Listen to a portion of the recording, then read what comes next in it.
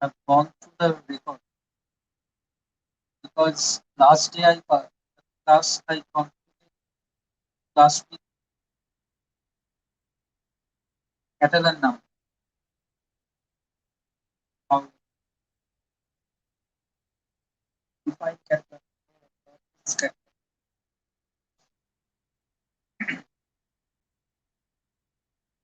learn by this problem, not a valid problem. It's a probability. Uh, we will be using the ideas of Catalan numbers. We have used. So let's start. I have chosen this problem for Barton's valid problem because this problem for me, I think, is a problem using which we can almost define many or learn many sorts of combinatorial tools like Catalan numbers and blacklist points and all these things. So we will do it course of time, but I'm using this example of better by Barton's ballot problem because this problem can be done many ways and it's a combinatorial problem. It's a very interesting problem. So since it's a probability problem, I think it's easier for you to understand realistic approach. So first, uh, discuss about rearrangements. Now rearrangements, I think some of you know about rearrangements.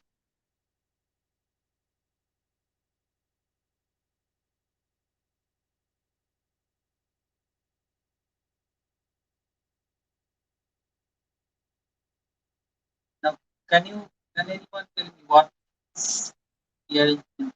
What is rearrangement? I think some of you should know this.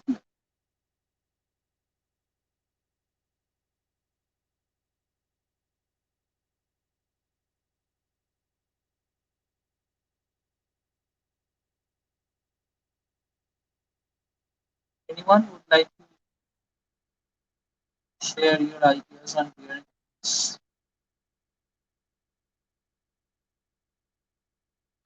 Suppose say you are in a party. Suppose say you are in a party and there are 10 people in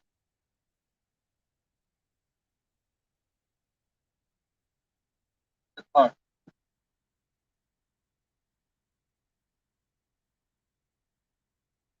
So now among these 10 people, say you have one friend.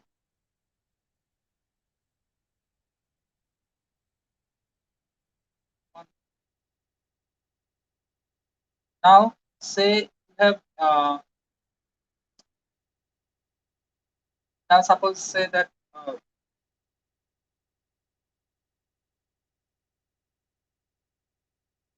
the persons are arranged. This person, the party, persons, the party are arranged such that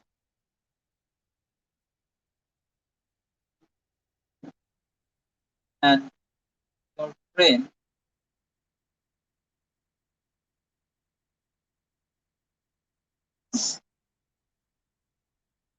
never get. And this happens with the other people also because the other people, suppose your friend has has only one friend in the party, that is you, and similarly with the other people they have mutual friends. So there are how many ways we can arrange them so that they are never together, the friends are never sitting or standing together. These are instance or more simpler instances. Say how many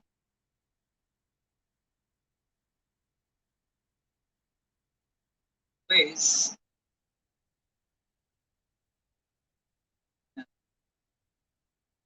the letter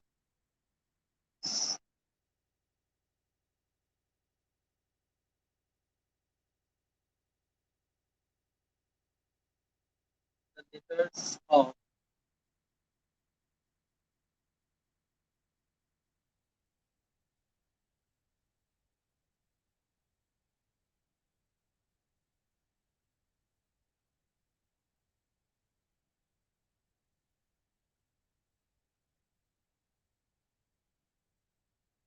these letters can be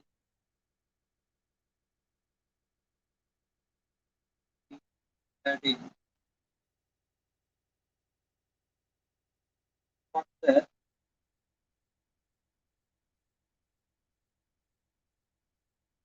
such that the word combinatorics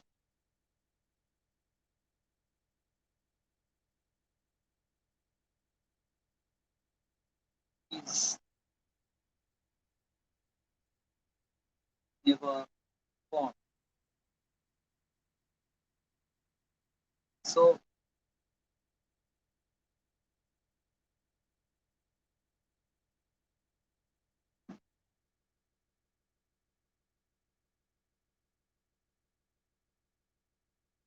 these sort of problems were actually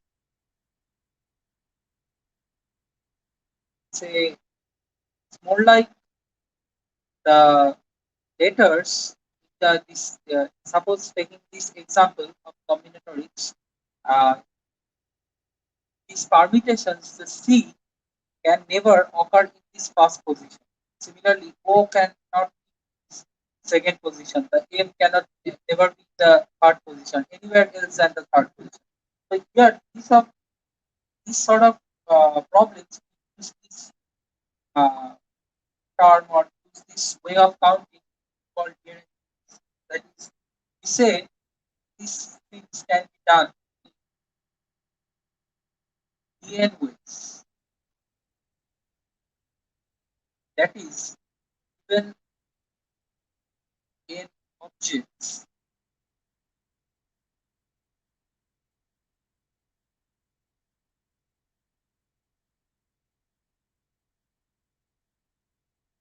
even in objects,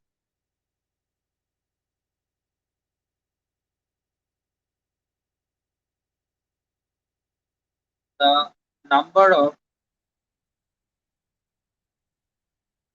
number of non-matches. I am calling it non-matches because what I am trying to express is the position here. Suppose here the position of the people or here the position of the letter is not matching where it should be. Right. If the position of C matched with the first position, then we had the possibility of getting the word a meaningful word like combinatorics. Or if each of these letters are matched their positions in the word combinatorics, then we have got the word. So here what is happening is we are we are trying to we are trying to arrange these letters or these persons such that they are not in their deserved ranks or not in their deserved position. So here given n objects, the number of non-matches while arranging or arranging them is called this rearrangement or DN. Now this DN can be I mean you can just find it out that is for zero for one it's obviously zero because for one person or one letter or one anything you can't have uh, mismatch, right? So it's just one. So for two, it's very trivial. For two, it's one. For three, it's two. Because you can just think one, two, three, and now the arrangement of 1, 2, 3 is just 3, 1, 2 or 2, 3, 1. You can't find any other dearrangements out of here. So it's 2 and it goes so on. So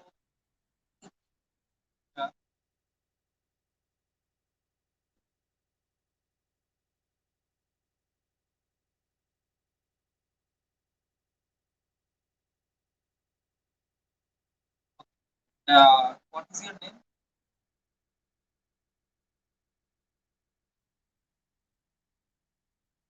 So here it is 3. Have you understand the idea of what is the idea of the arrangement? That's the arranging the objects such that they are not in the position where they should have been, or they are not in their meaningful position. That is, suppose you have 4 friends and your houses are consecutively or on the adjacent side of the room.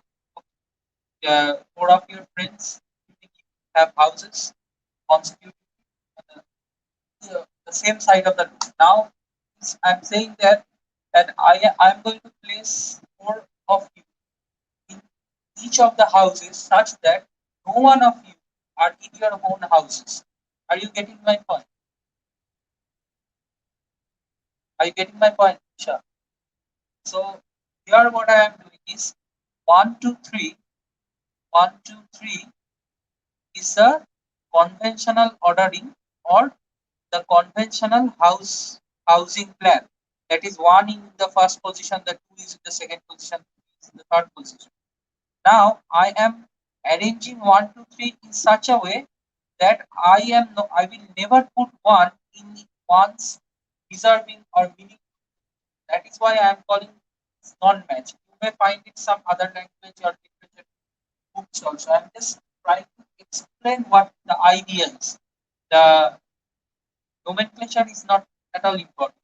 What is important is the idea that I am not putting 1 in its reserved place or conventional place where it should have been.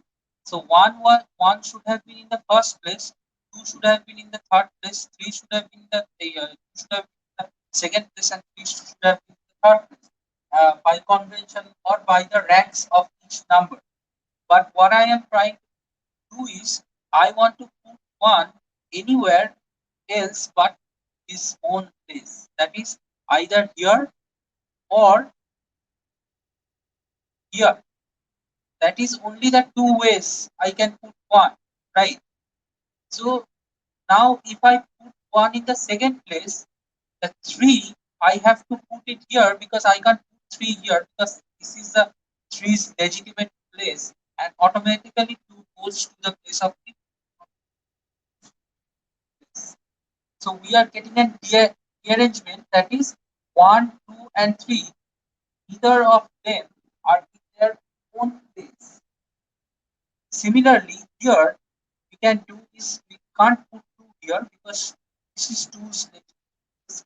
So we will put 2 here and 3 here. So here we have the other rearrangement.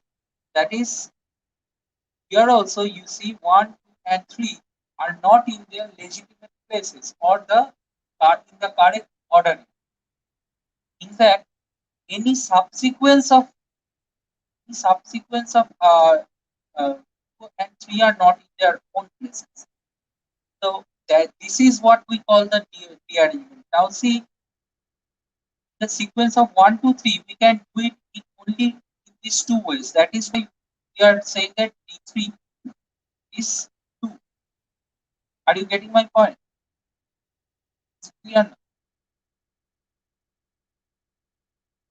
So now we can generalize this idea. We can generalize like actually as I said increases. So for D4 it becomes 9 and it goes on so on. So we can just derive how these things come or what is the general form of Dn. So it is for n greater than equal to 1, write Dn as n factorial 1 minus 1 by 1 factorial plus 1 by 2 factorial minus 1 by 3 factorial plus, and it goes on to minus 1 to the power n times 1 by n factorial. So this is what we express Dn as. Now the question is how this thing is coming from. So anyone like to help how did I or how to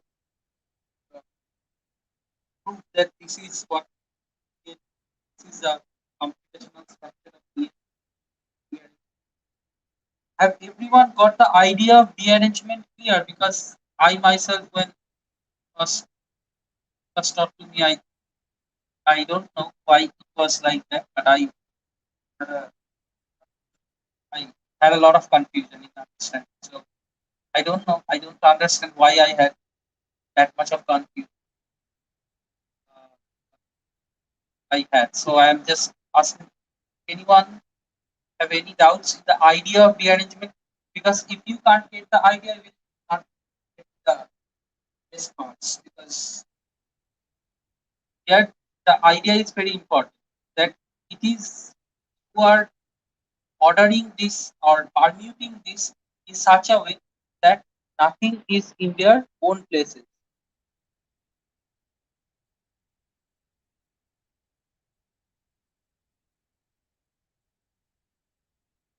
So any proceedings how to prove this en equals this expression?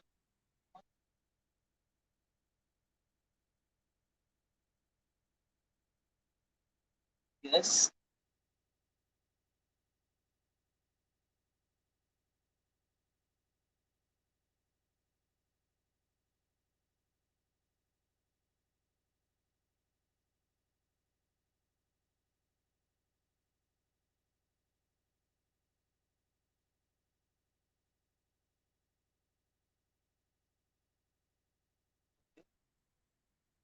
How many correct matches? Yeah, you are going in the right direction, but how many correct matches?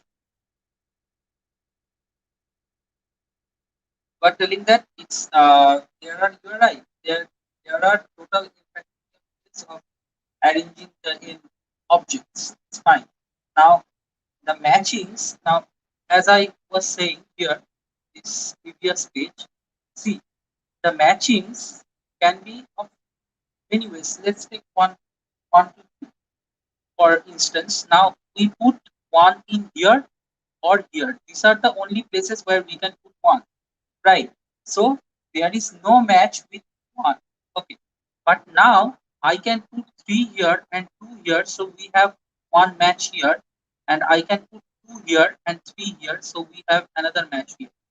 So you see that these two arrangements are not among our required or favorable arrangements. That is because 3 is still fixed in its own position and 2 is fixed in its own. So see that here what is happening is here we have one matches for 1 2 3, but I increase this number, say I am taking 1 2 and 4. Suppose now the possible places of 1 is 3. In the case of dearrangement, 1 can be here, 1 can be here, or 1 can be here, because 1 can't be here, right? So now what is happening is that now I can just put 3 here and 2 here and 4 here. So you have a one match. Here we have one match. One match. Now again, I can put 2 here, 4 here, and 3 here. So we have a two matches here. Remember, we have two matches here. So uh, I'm just what I'm saying is that it is very important. So how many matches are coming, right? You the idea which you are it's fine, it's correct. But subtract the number of matching orderings or matching arrangement, have to find how many number of matches coming, right? Are you getting? So here Devargo has a suggestions. Yes. Yeah, you are.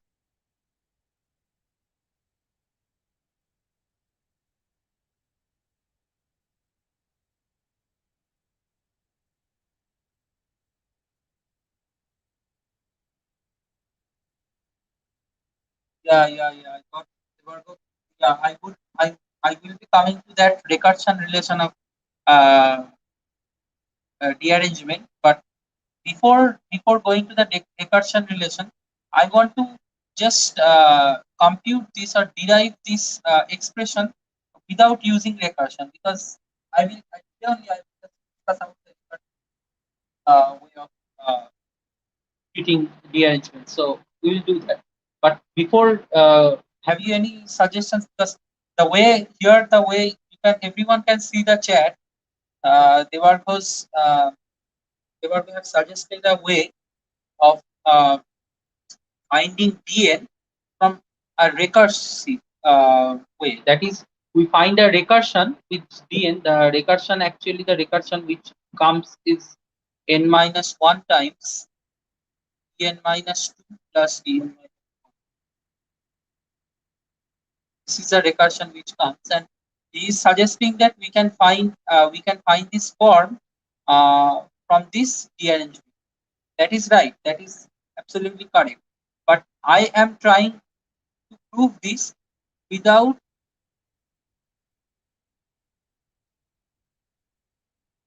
using this recursion relation, without using recursion. So what I what I think is the simplest way to derive this is using the principle of inclusion exclusion, because dearrangement is a the consequence of principle of inclusion exclusion. Whoever who have done the last class, I think we had a we had a very detailed discussion over inclusion exclusion. Yeah, that is what they were suggesting, the second approach, and that is what someone, I think Nisha, was telling about the from deducting the number of matches from the total number of arrangements. That is, we will use the recursion, the principle of inclusion exclusion. So we define the set AJ as number of arrangements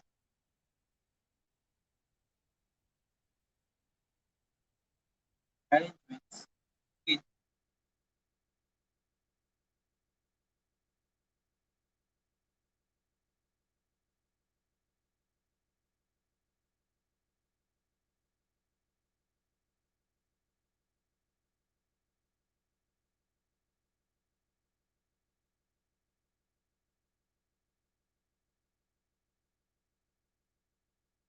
J in the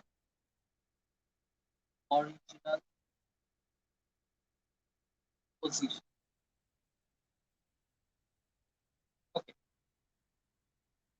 AJ is the number of arrangements with J in the original position. That is, here, this part, this sequence is going to A4, because 4 is here in the original sequence, original position. So that is how we are defining this AJ. That is, in the arrangement of these n elements, the arrangement of these n elements, J is in its original position. Number of all the possible J J is taking its own position. We are clubbing those, or we are taking that collection to be AJ. Now you can. It is very clear that J can vary from 1 to n. That is very trivial to understand.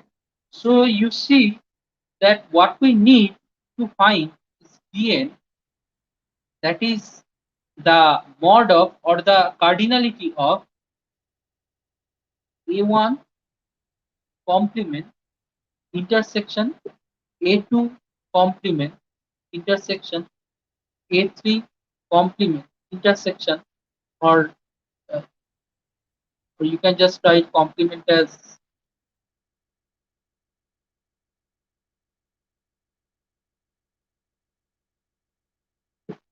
so on to AN complement, isn't it? Because Dn is the number of arrangements where any of the numbers are not in their own position or original position. Any number in the position where it should not be, or which that is not their own position. So here you see A1 complement intersection, that is number of arrangements where one is not in the original position, intersection number of arrangements where two is not in the original position, intersection number of arrangements where three is not in the intersection, the original position, and so on. So now it is very simple, just using principle of inclusion exclusion. Have have this to be n factorial minus A1 intersection A2 intersection A3 intersection so on AN. Now clearly observe that here A1, that is the number of arrangements with one in the original position, is sorry,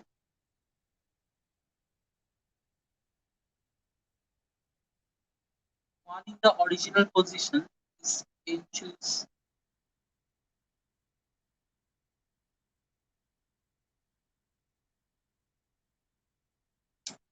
I'm sorry, n minus 1 factorial, right? N minus 1 factorial. In fact, you see this holds for all j 1 to n.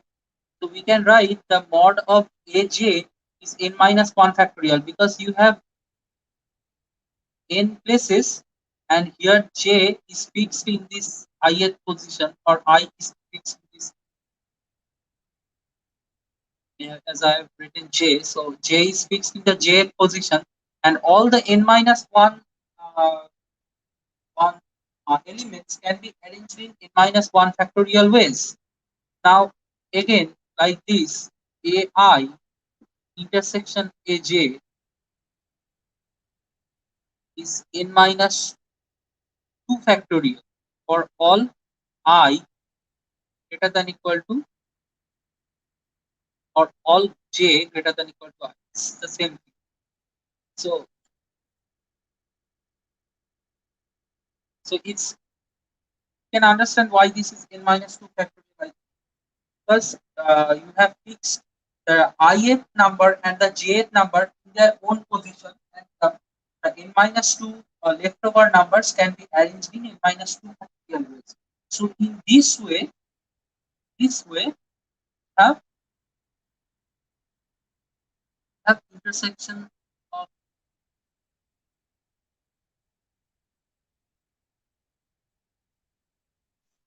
let us write I1 intersection of I2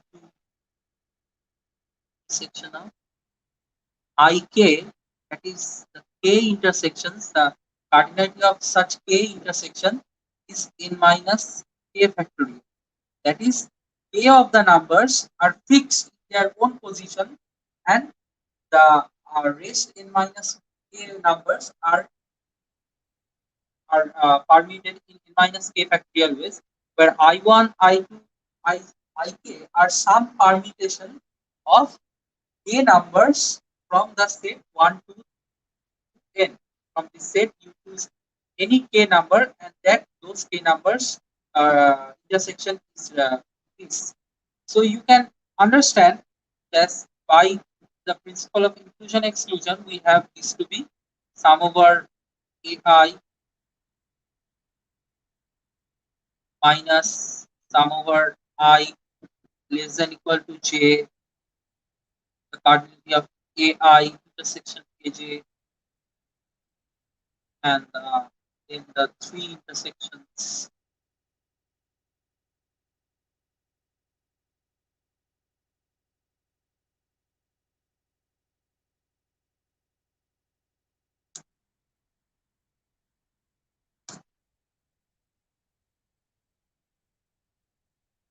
and so on.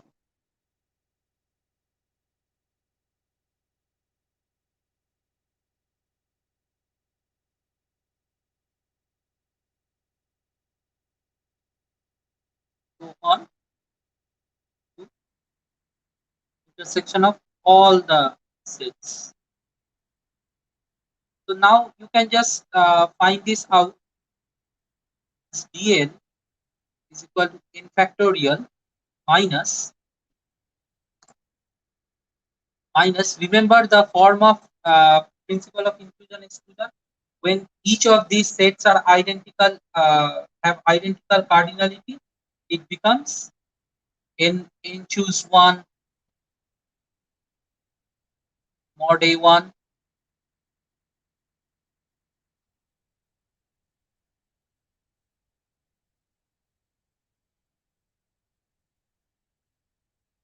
n choose 2 mod a1 intersection a2. Because remember, these all the intersection of two sets are of similar what we say, of similar cardinality, or contains the same number of elements. So can choose 3 1 section a, section a3, and so on, goes to up to minus 1 to the power n minus 1. N choose n is 1, so it's just that, and the intersection of all the numbers are also 1. It's just 1. So have, or for the sake of this, now just putting each of these cardinalities, we have minus n choose 1 n minus 1 factorial minus plus plus minus minus plus n choose 2 n minus 2 factorial, and so on.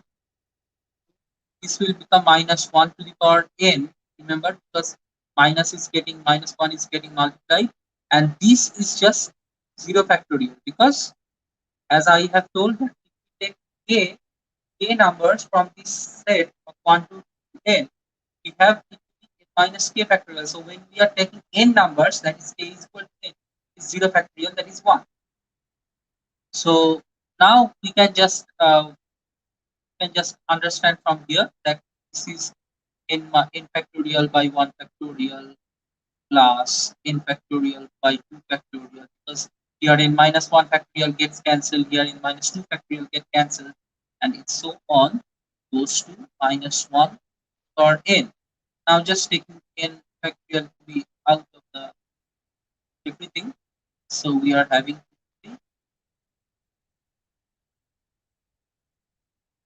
so on minus 1 n by 2. So that is what we needed, and that is what we got, isn't it? Any questions?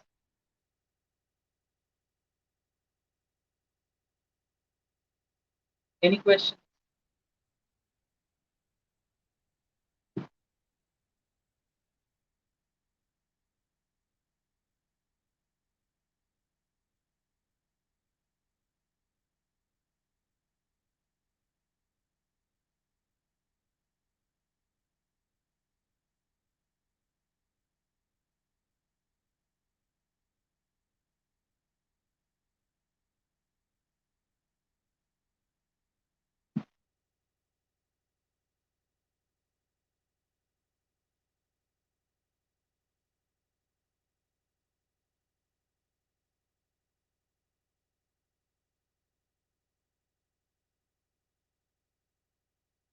Nisha, is it clear to you?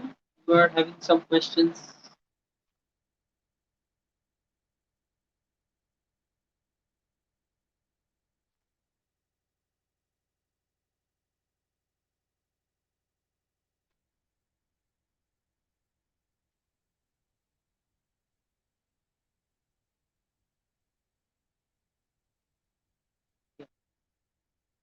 this part.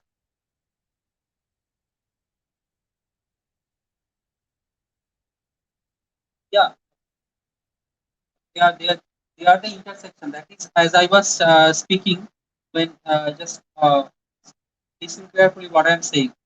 This, if I speak in language, language that is, it goes like this: the number of arrangements with one in the original position, one not in the original position, because remember we are using complement here. So number of arrangements with one not in the original position, intersection, number of intersection is, and right, is going with that case. We are including that case. Yes, we are including both the cases with two not in the not in its original position, with three not in its original position, and so on, with n not in its original position. So this is just the other way of saying that neither of the n numbers are in their original positions.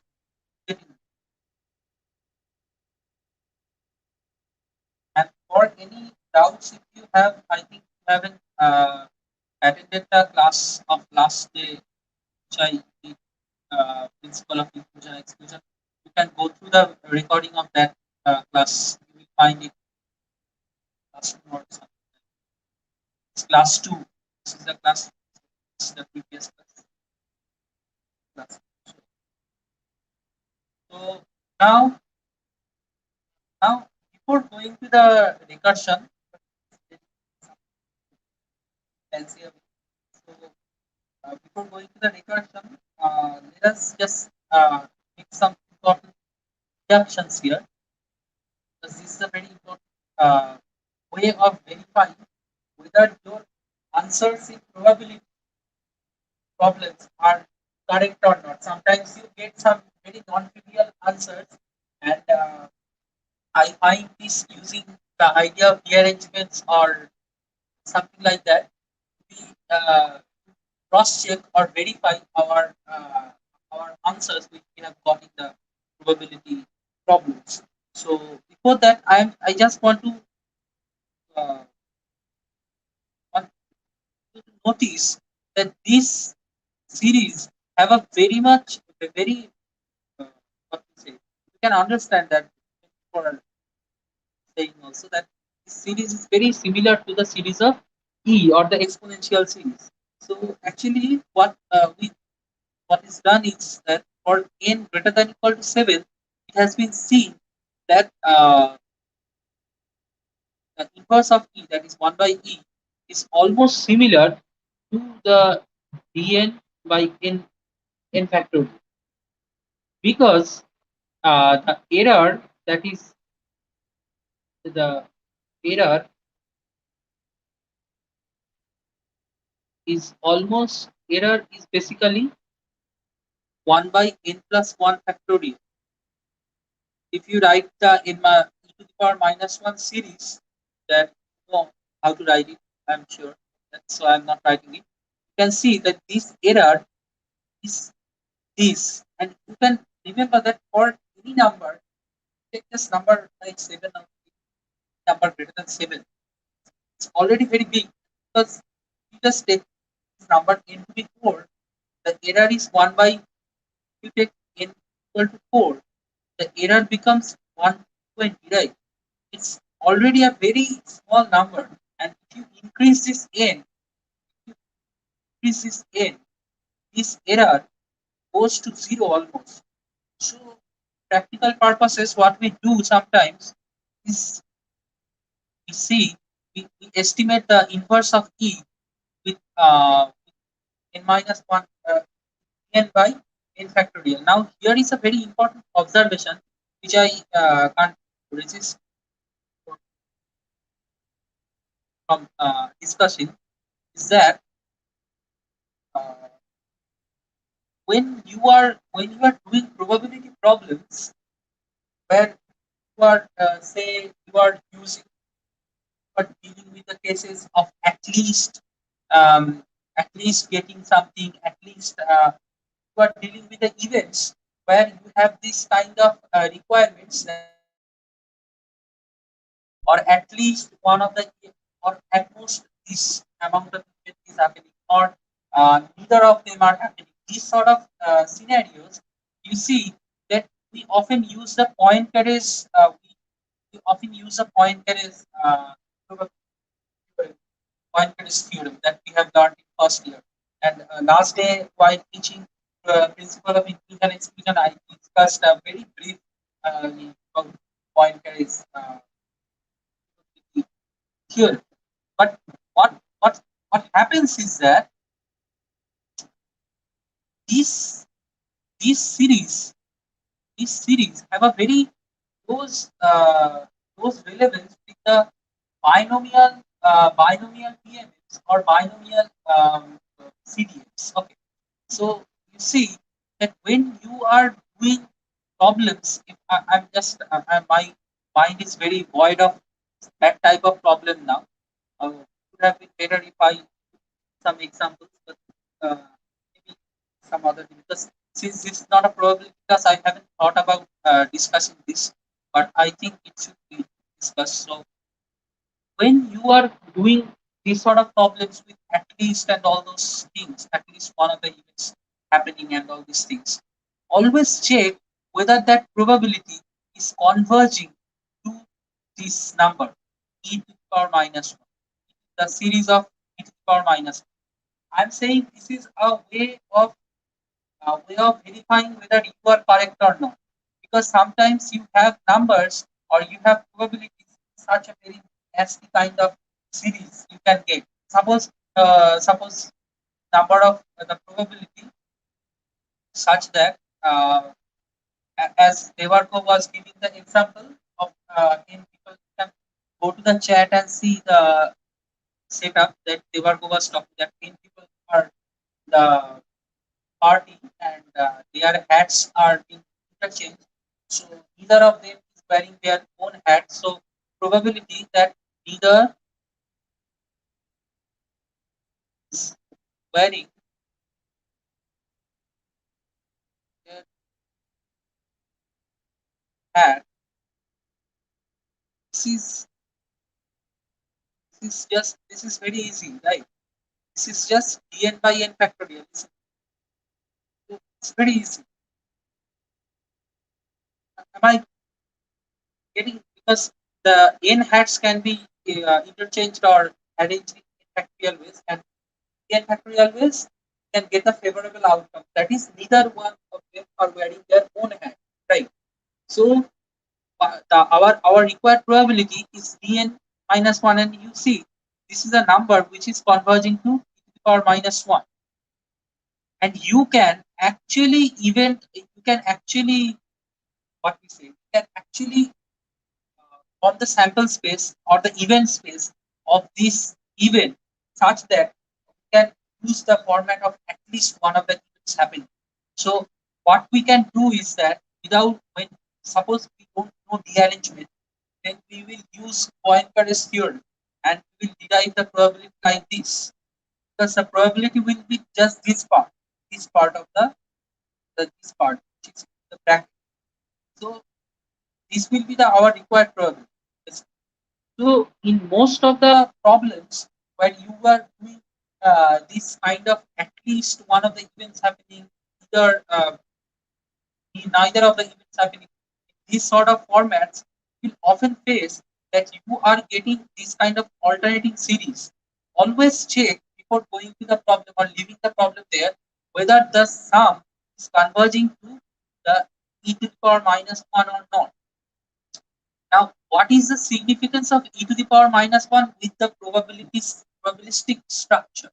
That is another thing I would want to discuss very briefly. Remember, where for sample survey classes are going, I think I am sure that Shohanda has mentioned or have discussed that the difference between the WR and the WR is a very thin line. That is, if you WR model is basically a Bernoullian model, and WOR model is basically a hypergeometric model.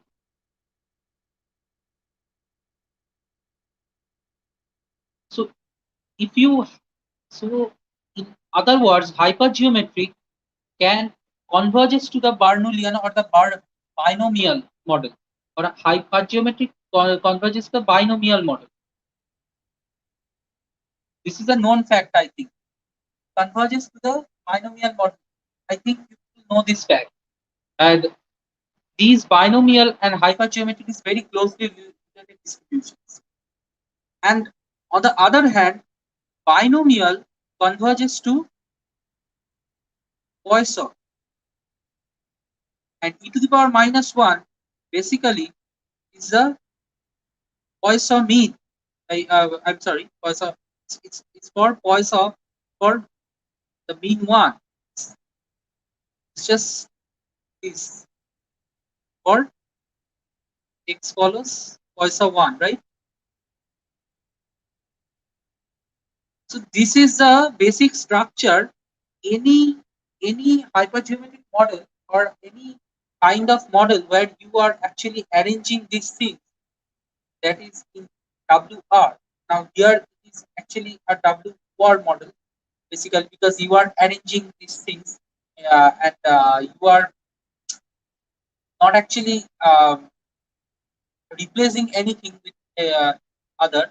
So this model eventually converges to a Poisson model with binomial. Now why this is one? because because here the success probability of binomial is 1 by n, right? The probability of match or the success is 1 by n here. In this problem, I am talking about the hat problem, that is each people is wearing their own hat. So the matching is a success here, and we have it to be 1 by n. So the mean of the binomial is just 1, and that is the mean of the Poisson, as we have learned. That is lambda is np, and here p is 1, so it's just 1. So just look the resemblance, just look the robustness of the model, just look the probability uh, strength of this model. Just fascinating. It's very nice to.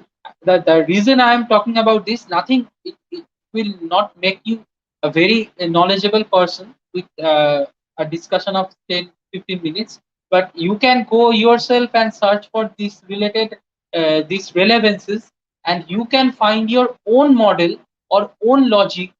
And now, obviously, that logic which you are giving, the arguments which you are giving, that should be correct from the mathematical point of view. But that there, if you face any kind of doubts, you can ask me or other Shobanda or Sujita. But what I'm saying is that once you understand, or once you start seeing these relevances, or seeing this structure in the world of combinatorics and probability, it will be easier for you to solve problems more easily. The intuitions will come easily. The Your confidence will grow gradually, because as I said, you can just check, you can cross check your decisions or cross check your answers, that whether in this setup your probability is converging to the inverse of e or not. And these sort of nuances, these mathematical nuances, these I feel these are very important, and this develops our knowledge. This creates an introspection about the probability. After all, this is about what we are doing in statistics, all about probability. So that is why I took the liberty of discussing. I hope some of you enjoyed this. And it's now your job to go and phone. So getting back to anyone who have any questions, I was talking the relevance of these things. Probably anyone have any questions?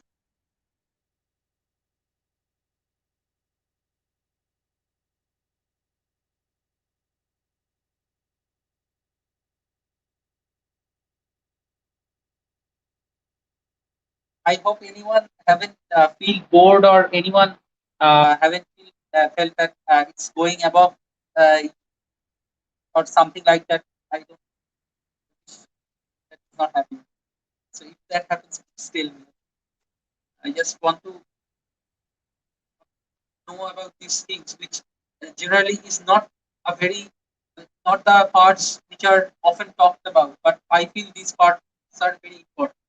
I myself uh, have realized some of the things myself by so I really don't find any teachers or anyone who really uh, discusses these parts. I think these parts simplifies the subject or the topics in total. So that's why I just try to explain. So getting back to the recursion relation, that is, as Debarba was suggesting, the recursion relation is it's n minus one times dn minus two is dn minus one. Anyone who would like to prove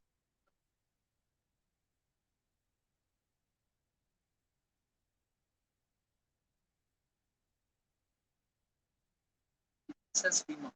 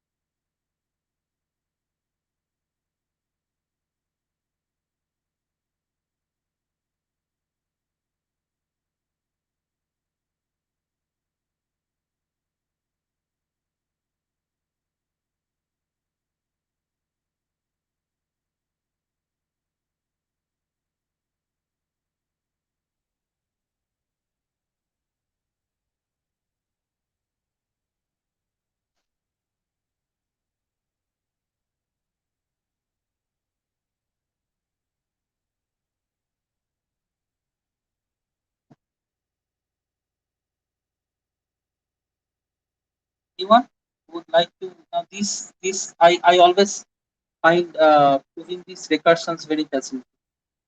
Okay. So the logic is always while doing the recursion, first try to what I find is very interesting proving recursion is that it's not only with recursion, most of the combinatorics problem I find it becomes very easy when you can speak out the problem in your own language, which you are quite comfortable in, Bengali, English, anyone.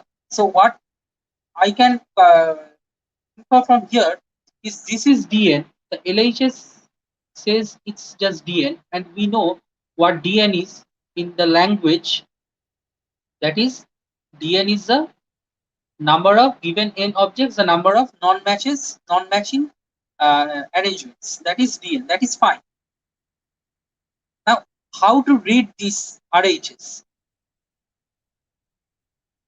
So, the way I would like to read the RHS is n minus 1 times dn minus 2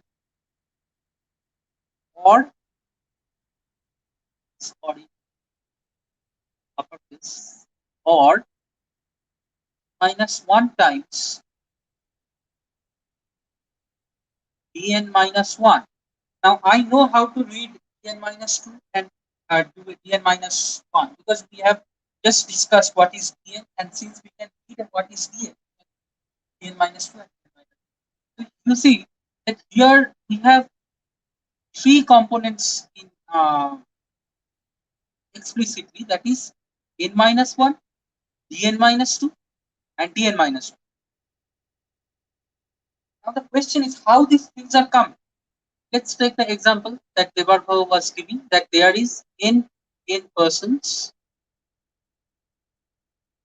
is n persons,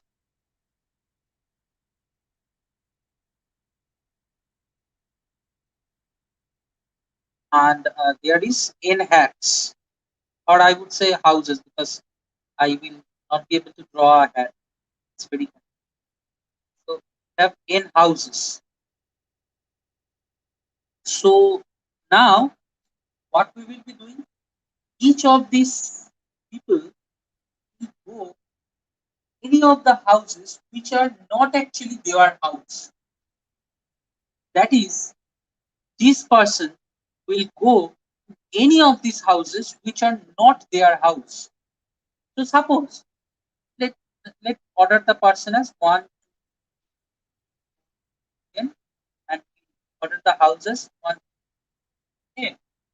Now say the person 1 is not going to this house, but you have n minus 1 choices. N minus 1 choices to go any of these n minus 1 houses. Now suppose he made up his mind and he chose any one of the houses in minus 1 ways. So he chose any of the one houses in minus 1 ways. Now there we can two consequences. What are the two consequences? That is, he exchanged the house, that is, he exchanged his own house with the house of the person which he is planning to go. That is, he exchanges his house with the person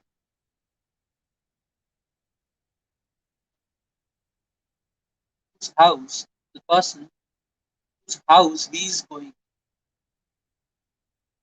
person whose house he selected. That is, suppose he selected the house of number 10. Suppose 1 selected 10, so 10 selects 1. This is the case I am talking about. If 1 selects 10, then 10 selects 1's house. Or in general, if 1 selects any ith house, the person in the ith house comes to the house of 1. So this is the interchanging consequence. So this is the interchanging consequence.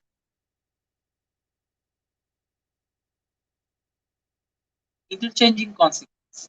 So what is happening? So 1 is placed in the i's house, that is ith house, that is which is not his own house, and the ith person comes to the house of 1, which is not his own house also. So now in the system we have n minus 1 persons and n minus 1 empty houses.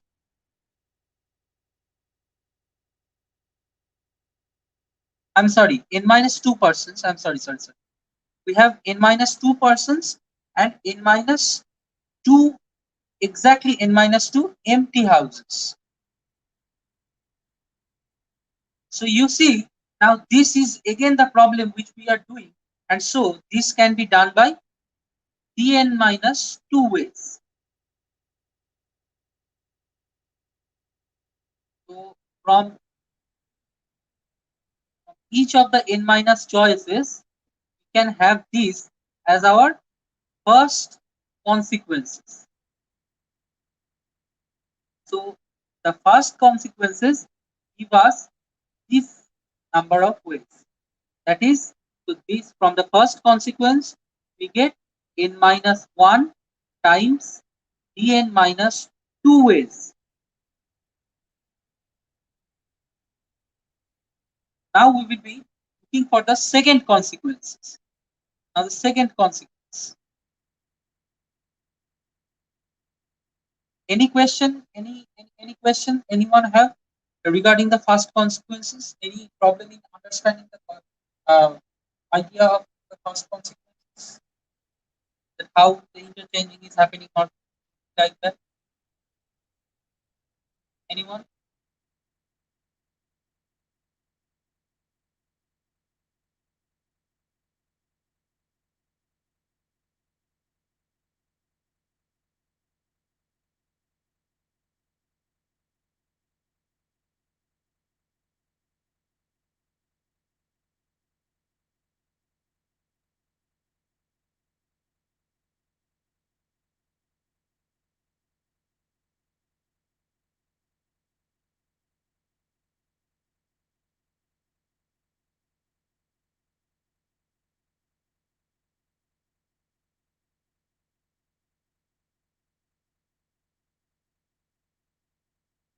Anyone?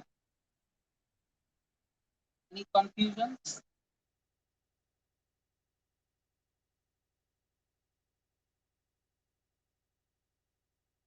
Deepika, Nisha, Vicky, anyone? Raj? Because suggested.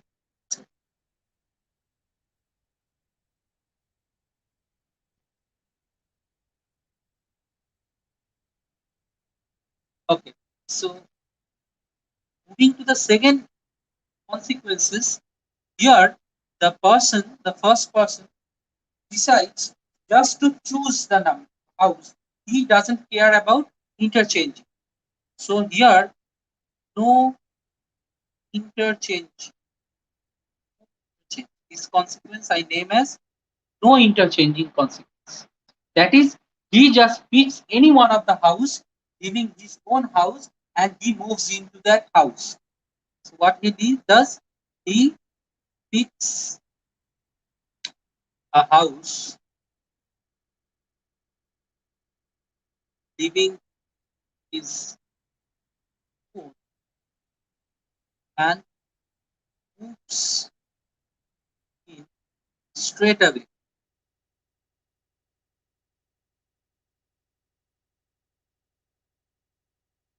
without doesn't cares about the one in whose house is being. So he moves in the house and he doesn't cares about who is staying in that house. That is nothing of his business. He doesn't cares about the person who was living in that house, whether he got his resettlements and all that thing. He doesn't even care. He just moves in the house which he chose among the n minus one choices. So he's after he moved in carelessly, there are n minus one persons and there are n minus one houses. And see, it's same for problem. Now it's same problem for the n minus one problem. Persons who own a house which is not theirs. So that can be done in n minus one ways. So from the second consequence, we get dn minus one times dn minus one ways. So dn is equal to dn is basically the result of two consequences. Dn is basically the result of two consequences. It's just n minus 1 times en minus 1, that is due to the first consequence, and the n minus 1 times en minus 1, that is minus 1 times en minus 2 plus en minus 1. That's all. That's how we do the recursion.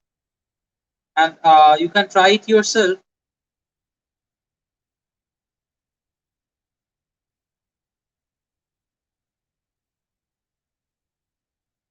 to find the expression of dn factorial by 1 minus 1 factorial plus 2. Now try it yourself proving dn using this. You can try it yourself. If you don't even try, we will come back to that, because when we will be studying recursion relations, that obviously, because that's a very important, it's a very nice recursion. Any questions? And now the second consequence is also straightforward. Yes. Anyone? Questions?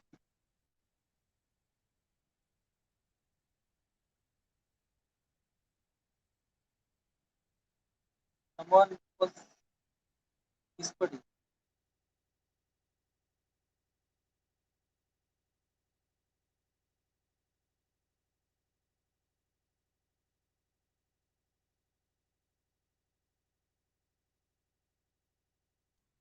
So that is all was about derangements. Some problems.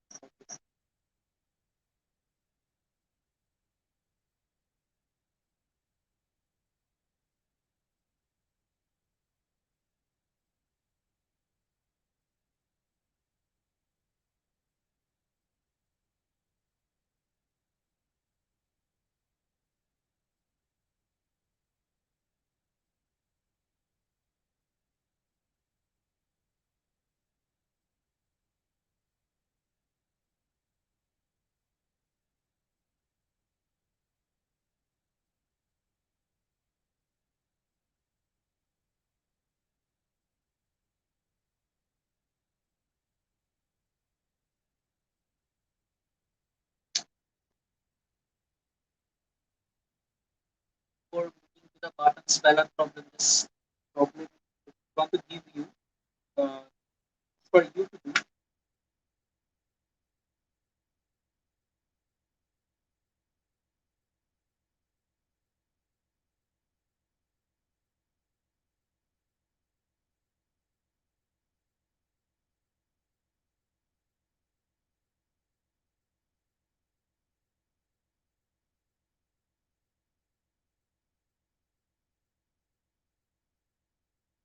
Suppose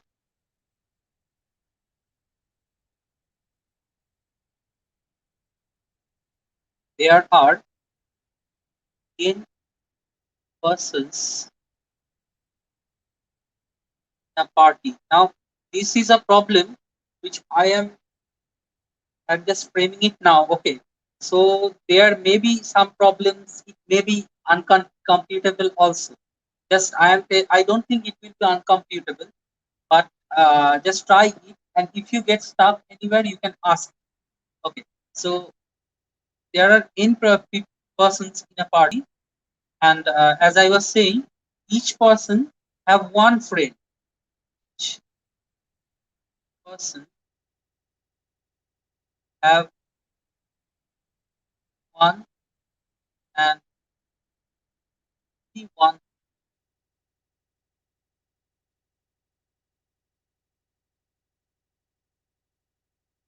Given that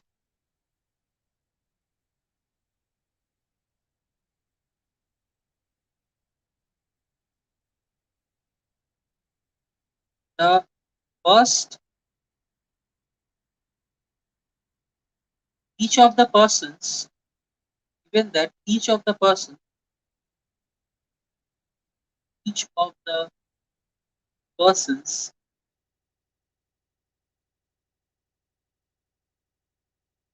met a stranger.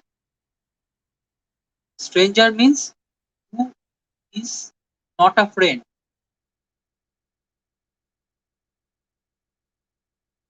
Stranger at their first meeting in the party, what is the probability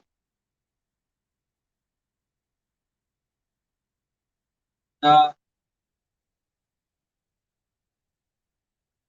second meeting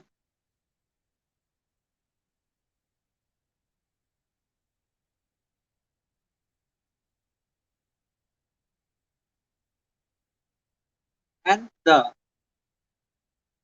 third meeting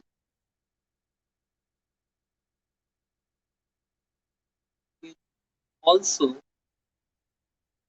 be with stranger?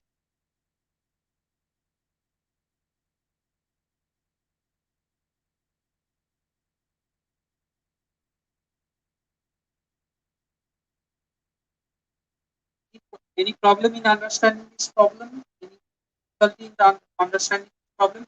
It is saying that at first, you take any person randomly and ask him or her that the first person you met was your friend. They will say no. That is, the first person they met in the party is a stranger. That is not his friend. Okay.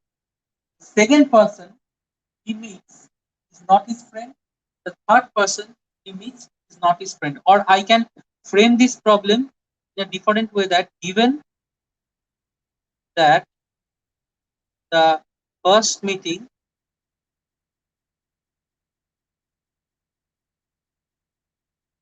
was with a stranger, she or he meets her or his friend at the fourth or after three meetings. After friend, after three meetings. This is also the same way of saying the previous question. That is, after meeting three people, after meeting three strangers, one is finally meeting his own friend. So that is, you need to find the probability of this event. I think the answer would be 1 by n plus 1, like n minus 1, but I'm not sure. So do this yourself. This will be a very interesting topic. Okay. So just going into any difficulty in understanding this problem which I was doing the probability problem.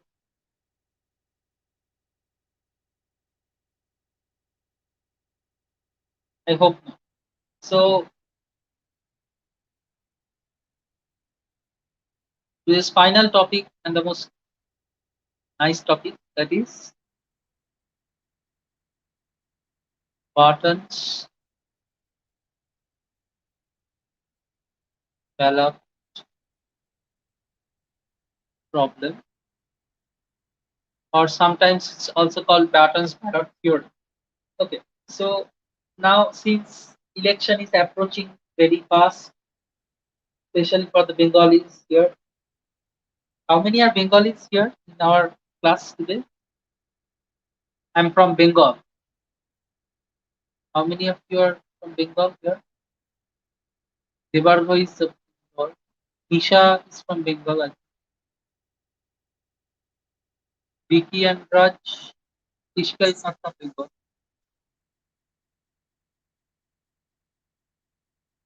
Oh, so one Bengal. Debargo. I'm also Bengal. Okay. So what is happening is that in our Bengal we are having a very fast approaching election, and everywhere the impact is there. So we should keep some impact in our class also. So this is a problem related to elections.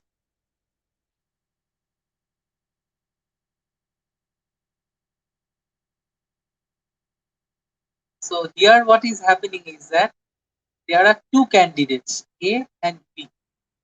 It's a very interesting problem. uh, Jokes apart, it's a very interesting problem.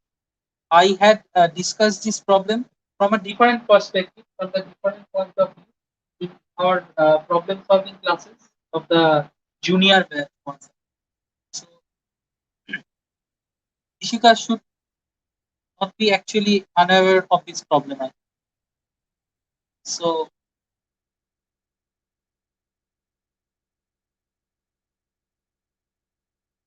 there are two candidates. Now there are total of P plus Q voters. Okay. P plus Q voters.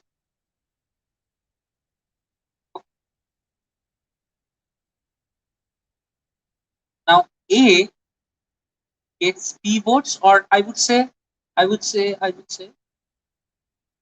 there are P plus Q booths or voting centers.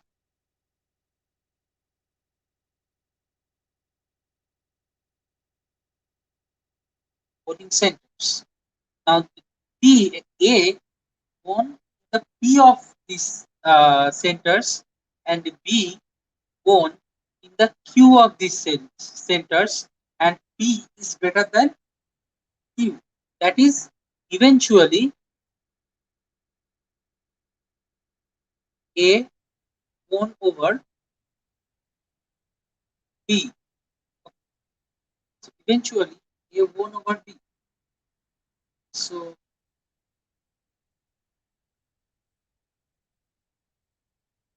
now there now I'm just saying what I'm saying is that now you may be interested in now he may be interested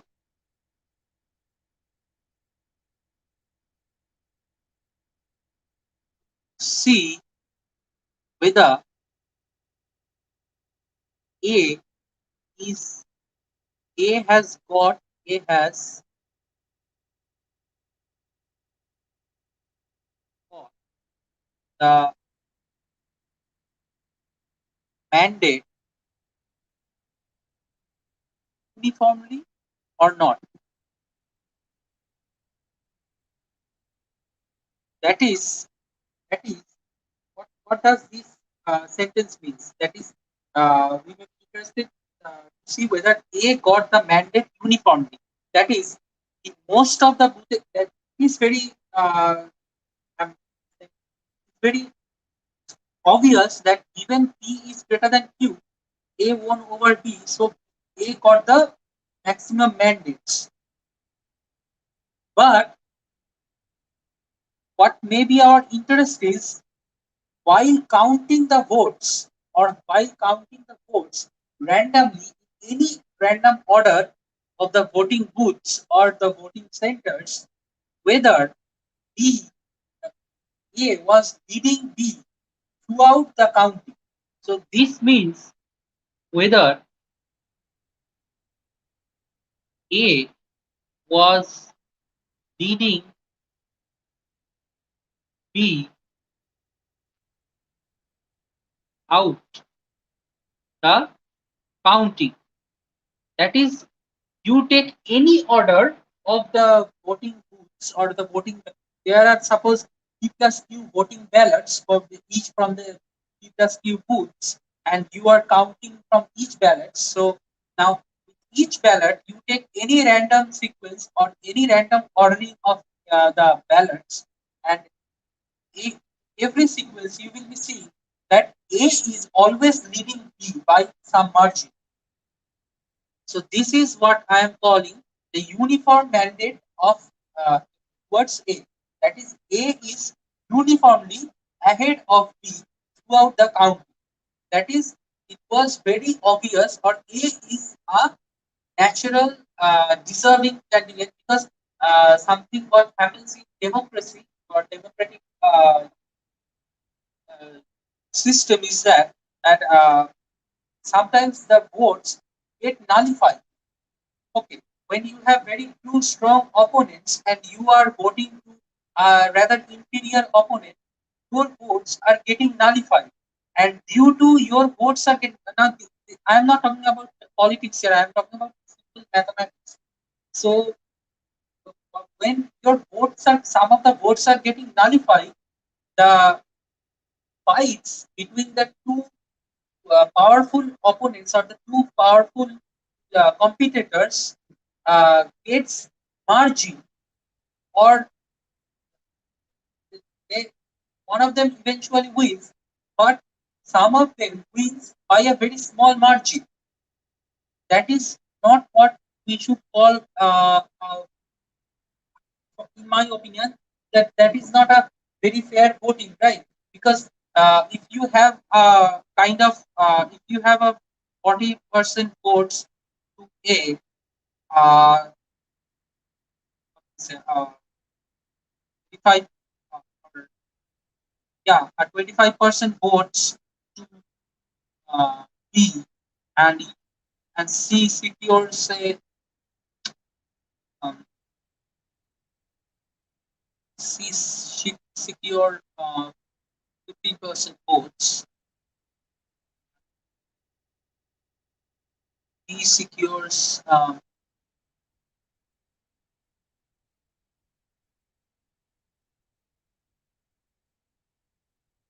more 50% votes, and Nota secures 55% votes. So you see, it's very obvious A is winning this battle, and B is the most closest rival. So these two are the very these two are the most important candidates or important parties. But you see here, result of here, 35% people, 35% people, or 35% of this population does not win the wants the party which is forming government with just 40% mandate. Now, this is a very uh, a very alarming situation for a democracy, because you have 35% people against the government which has only formed by 5% more voters. So that this is where the mockery of democracy is. I'm not talking about in political here, but I am talking about simple mathematics. So why this is important? Why it is important? See whether a candidate is throughout leading. Now, when a candidate is leading throughout the counting, or a candidate is getting uniform mandate, that means the candidate is getting the most mandate. Now, obviously, mandate does not evaluate the democracy, because we sometimes have seen that very incompetent governments come out of a large mandate. That also happens, but I am just talking about the mathematical perspective of election here, because it's a part of statisticians to talk about elections. We are very much associated to the model of elections. So I'm just talking about now. Maybe if I get time, I will talk about the Simpsons Paradox, which is very closely related to this idea which I am talking here, Simpsons Paradox. So that we will talk about on a different day. So I'm just trying to express why this way of seeing the runs of the votes or the uniform mandate is important. So let's get back to the problem. Yes. Yeah. Yeah. Yeah, suppose we are making a sequence. They say obviously the first booth must be won by A, because A is leading and we want to find the probability of this event. That is, we want to find the probability. What is the probability of A getting uniform mandate?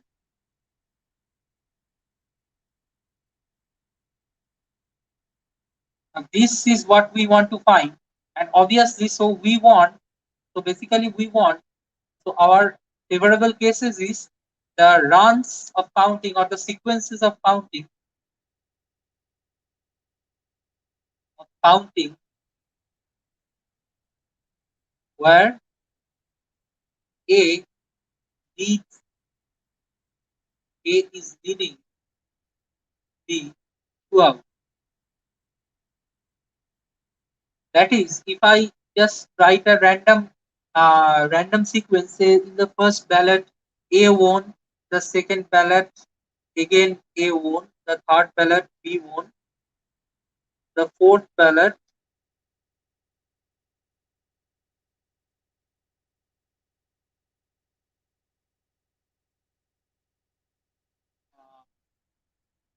B won, then again it's A, again it's B, and so on. So you see here overall A is leading always. Now at this point, obviously it's A. At this point it's A. At this point, two of the seats are won by A and only one have been won by B.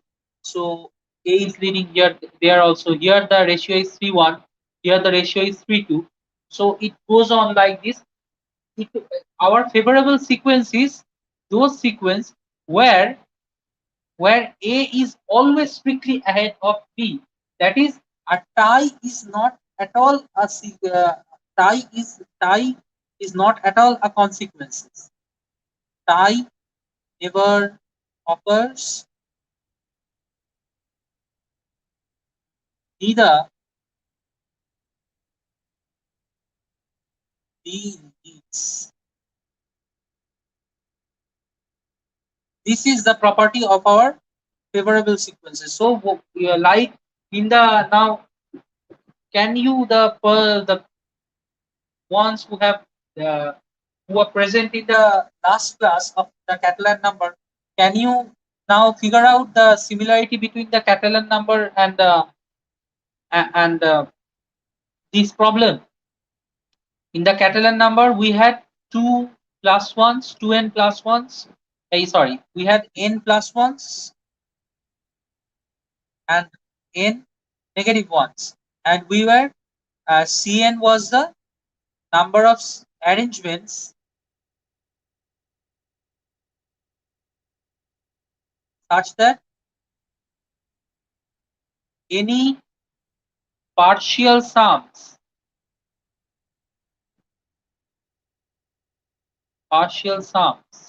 of the sequence of n minus ones and n plus ones is greater than or equal to 0. Now remember, this was a setup in Catalan number. So what is happening? You have p plus ones. Let us consider p plus ones or a plus ones are a, and here we have q negative ones or b. And now here p and q is not equal. In fact,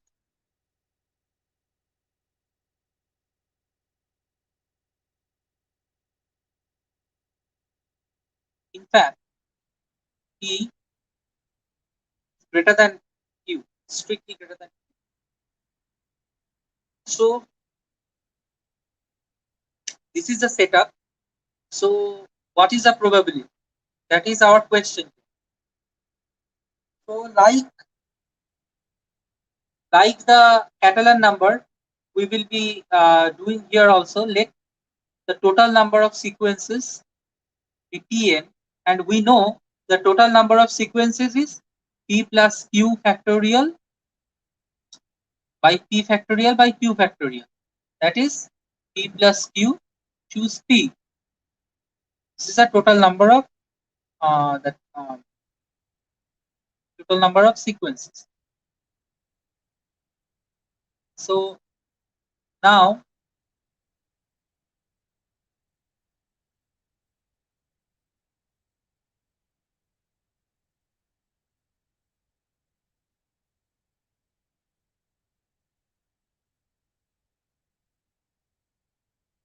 yeah, it means we have won in all the q booths. I am talking about booths, man.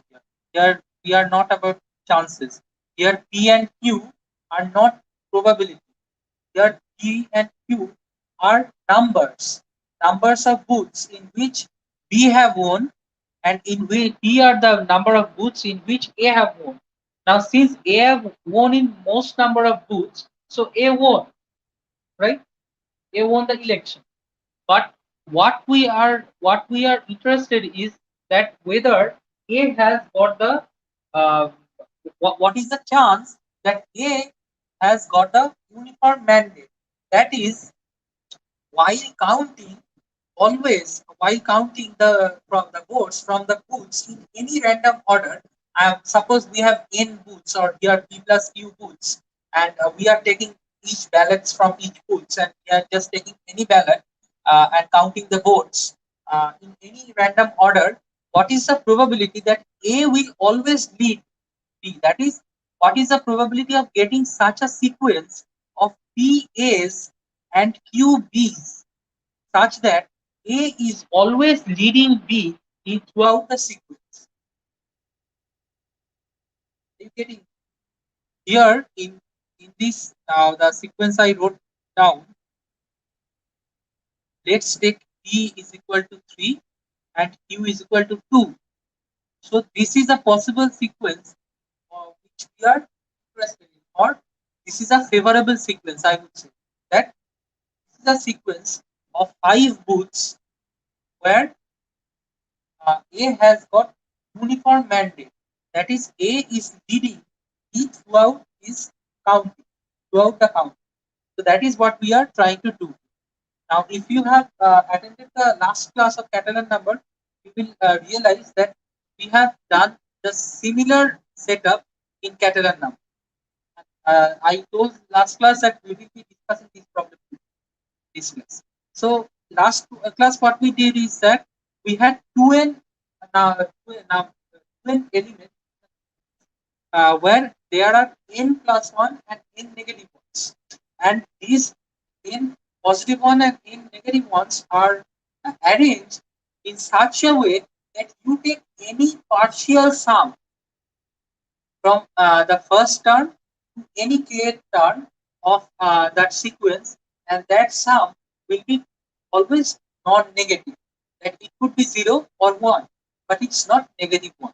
That is, plus 1 is leading throughout the sequence. That is, the number of plus 1 is always greater than the number of the negative ones throughout the sequence. That is what was Catalan number. Now, how many ways sort of sequences or these kind of sequences can be arranged or formed? That is the Catalan number. You can see the classes of the last day. So you can just see the video. So now here we have a similar kind of setup, but here we don't have the number of positive ones and the negative ones to be equal. In fact, number of positive ones are more than the negative. So it's kind of easier and kind of a complicated setup. So let us see where it is easier and where it is complicated. So the total number of sequences is this. Am I clear?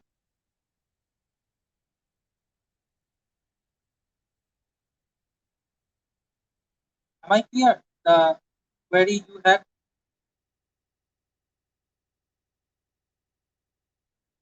So here are the total number of sequences. Now you see we are talking about favorable sequences, that is Fn. Fn is our favorable sequences.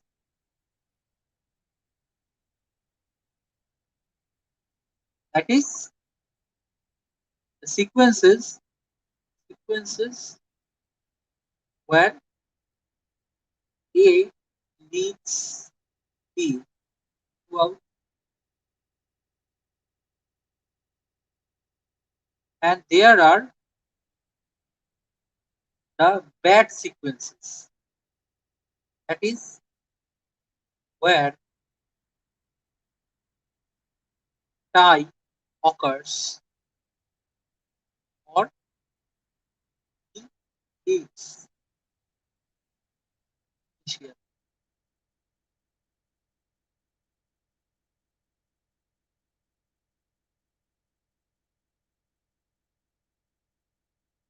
Now clearly see that Tn is equal to Fn minus Bn, Fn plus Bn, number of favorable sequences plus the bad sequences. So favorable sequences is Tn minus Bn. Now we know Tn is P plus Q, choose P. So we need to find Bn. So let's get to the page. So Bn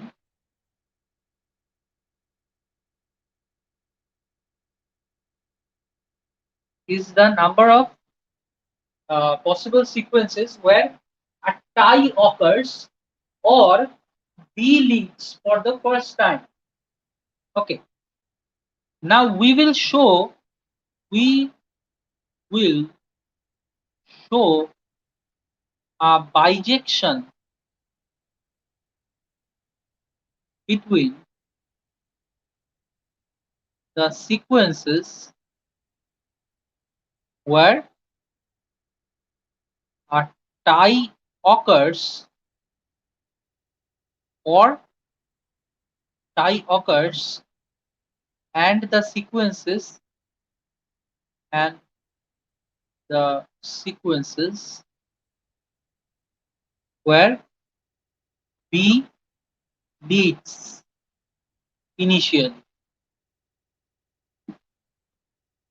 Now to make myself more clear, B leads initially means the first booth, the votes in the first booth, first randomly chosen booth, B won. First center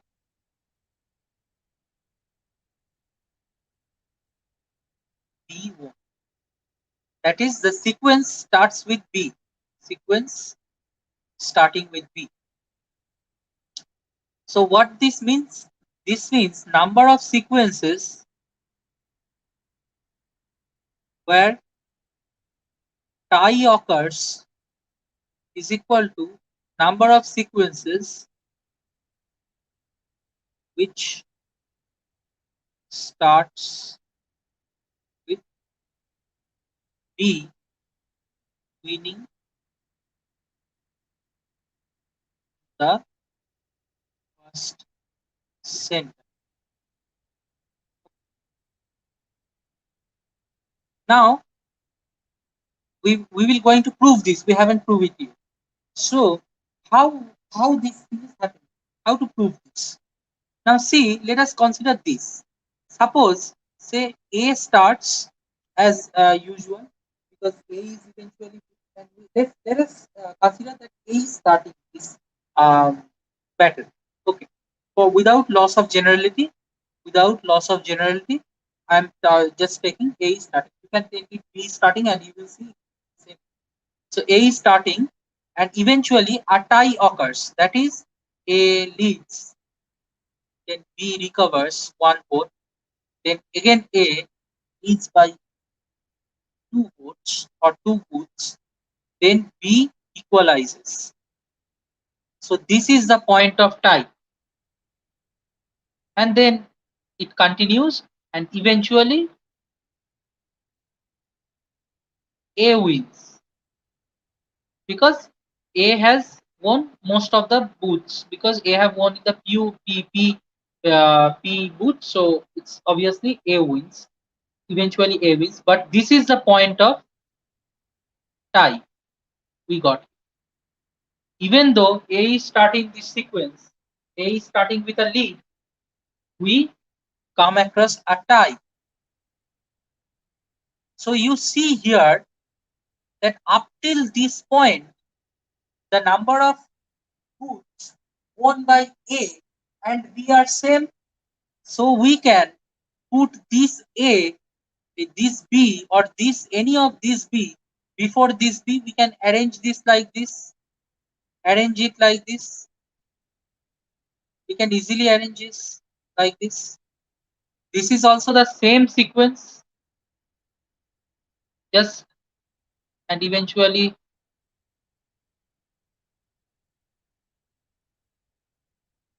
A wins because this is the point of tie here. Now observe a thing that if if B starts a tie must come somewhere. This is an axiom. This is an axiom. So actually, it's a fact.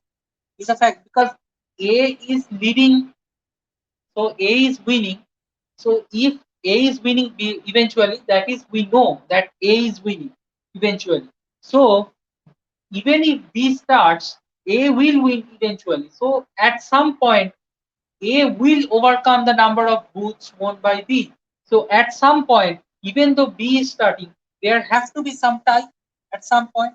So a sequence which is starting with B must have a tie somewhere. That is a very important observation.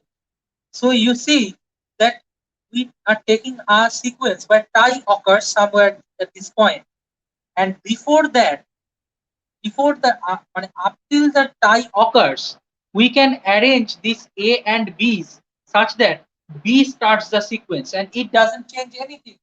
So given a sequence where A starts and reaches a point of tie, you can find a one and only one sequence where B starts the sequence.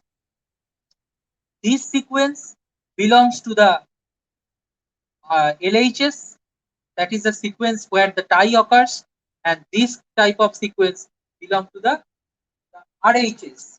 So for every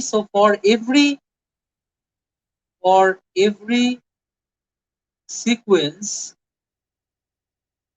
where A starts and ties at some point, we get one and only one sequence where B starts and loses eventually. Is it clear? Is it clear? Any questions?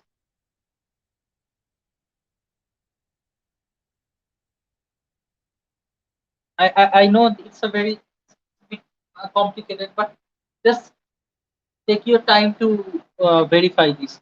That given our sequence where A starts and eventually he or she ties up till that tie point, we can rearrange the A's and B's such that B starts the sequence and we get an entirely different sequence where B starts.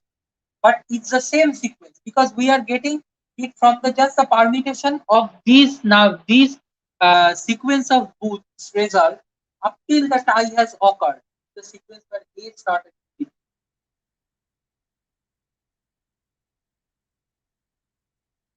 Just what we are doing, we are taking any this B to here or this B to here or this B to here, and everything remains same. Just the type of the sequence, the nature of the sequence, the family of the sequence from where it is belonging, it is changed. Just that.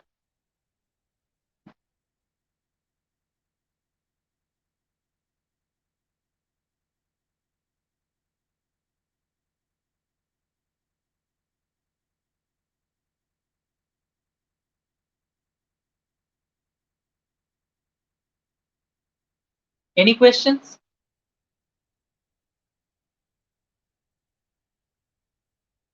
It's just like this name, Tina, and this name Nita. You see, this is just the same thing. It's just the permutation of these letters, but the name is changing. So the person is also changing, right? So That is what it is happening. The person with changing in the permutation, the type of the expression changes, the type of the sequence changes. This sequence was a sequence of this type, number of sequences where tie has occurred. Just up till this point of time, I have considered and I have arranged this that sequence where the tie has occurred, and I took a B and put it in the starting of the sequence, and it became a different sequence completely.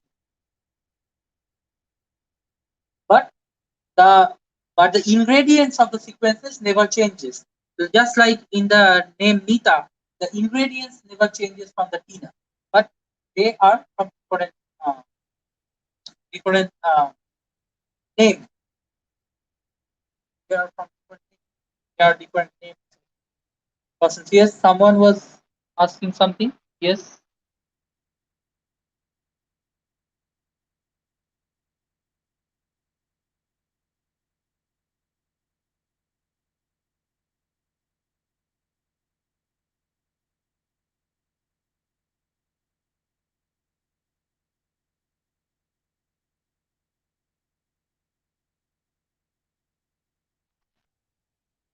Any questions?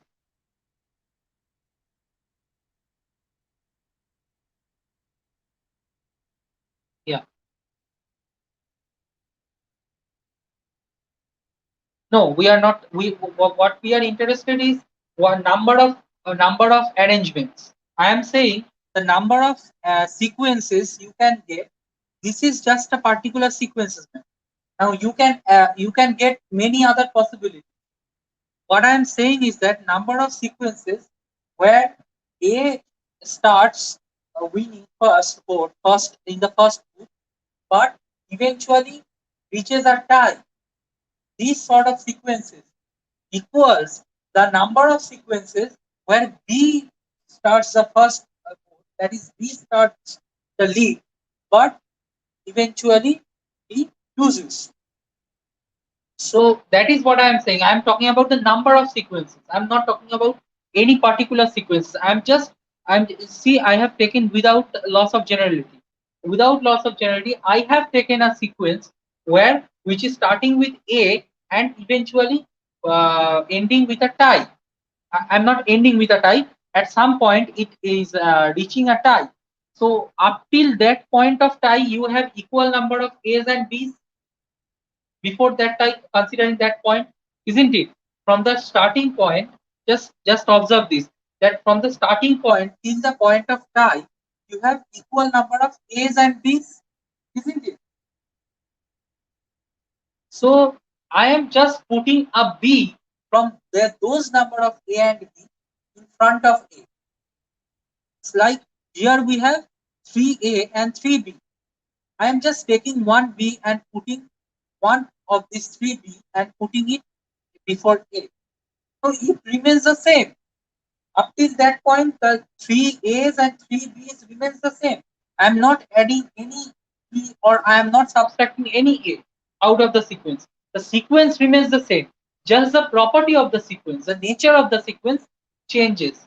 Because in the first instance, it was A leading and there was a point of tie. And in this instance, it's B leading and he's reaching a tie. And after that, A starts leading and eventually wins. So I am just telling that from one sequence, if you are given a particular sequence where A starts the lead and which is a point of tie, from that sequence, rearranging that sequence, you can get one and only one sequence where B will start the lead, but eventually B will lose to A. That is what I am saying. That is the number of sequences where you will find tie even after A is leading. You will be equal to the number of sequences where B starts winning, but B eventually loses. Is it clear?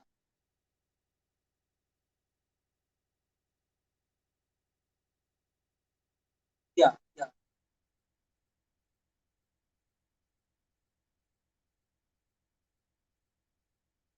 Yeah, I'm talking about two different sequences. Yeah, absolutely. There are two different nature of sequences, but the it's like a reflection, you know.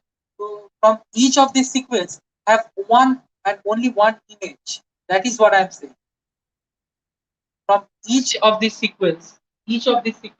Now see, since see, when you are looking through the mirror, you see yourself, but the person in the mirror is not you, right? It's just the image of you. It's not you, isn't it? It's just the reflection. Its properties, uh, its existence is very different from you, right? So that is same with everyone. When we are looking through the image, we see the reflection of ourselves, but it's not exactly the same person which I am, right? It's just the mere mimicry or mimicry of that self which I am. I'm just talking it with a philosophical way. So that is what here I'm talking about. A sequence with a type is a sequence of from the from the set which I am talking about here. This sequence where tie occurs, but the same sequence. I'm talking about the same sequence.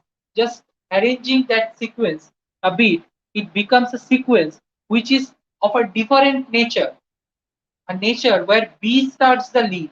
Eventually, it is the A's win. So the image you are seeing, it's you, but it's not exactly you. That is what I am saying. It's a different form. It's a different thing.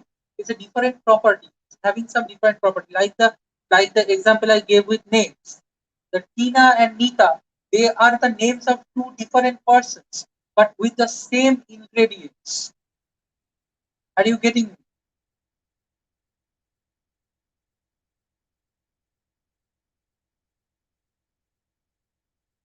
Are you getting me? So, any just give it a thought. If you have any further questions, you can ask me. Just try to think it like this. We are getting a sequence of tie and just rearranging the number of A's and B's, because up till tie we have equal number of A's and equal number of B's.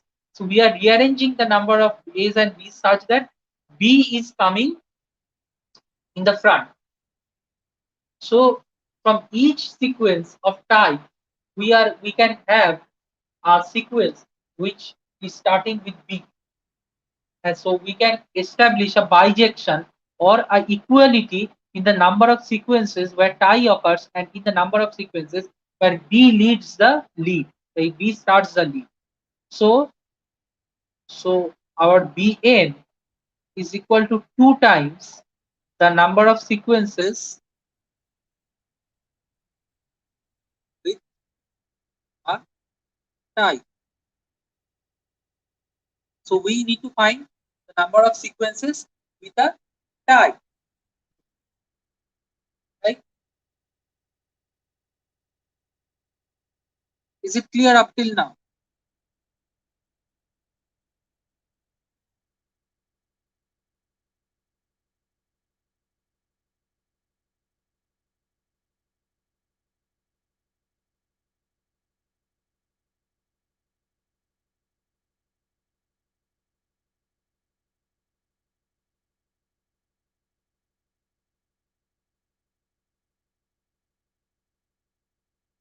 Or we can write it as 2 times the number of sequences with sequences where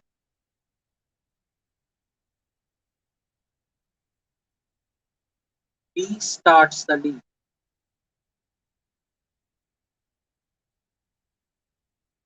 So you see, now B starts the lead.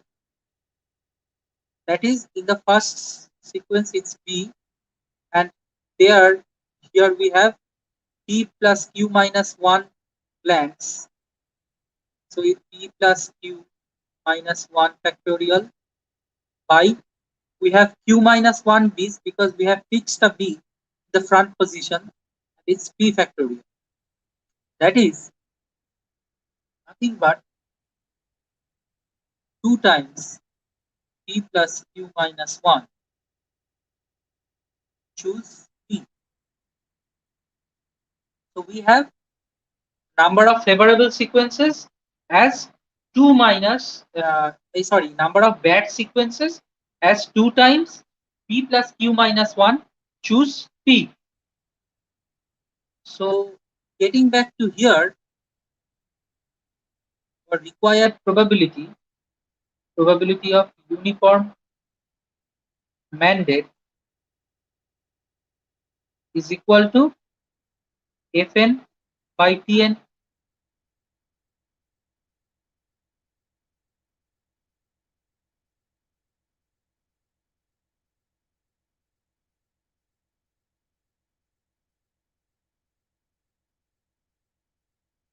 Have you got this?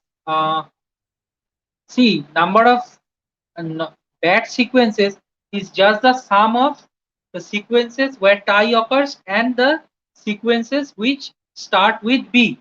That is, if we say these tie sequences as AN, or I would say XN, the tied sequences as XN, and the sequence where B is starting as YN. So BN is equal to Xn plus Yn. Now we have proved that Xn is equal to Yn. So it's just 2 times Yn. That is what we have done. 2 times the number of sequences with a tie, or 2 times number of sequences where B starts the lead. And that is we found to be p plus 2 times p plus q minus 1. Choose p. Now it is now our required probability is Fn by Tn, which is equal to Tn minus Bn by Tn, which is equal to p plus q times p minus 2 times p plus q minus 1 time. Choose p by p plus q. Choose p, and you will find the answer to be p minus q by p plus p. Just compute this and you will get this answer. So this is what the Valid theorem is. It just says that probability that A will be leading uniformly is just the difference of their votes by the total number of votes. Chance of A having a uniform mandate is just the difference of the votes, or the margin of the votes, and the total number of votes. That's it. Any questions? Now this problem can be done in several many ways, and we will talk about a different approach in the next class while studying about lattices. So this the discussion with the Barton's Ballot theorem or problem does not end here. It just ends for today. So any questions anyone can ask, any doubts?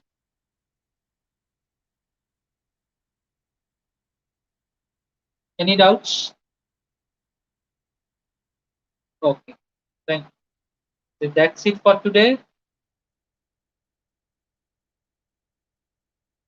That's it for today.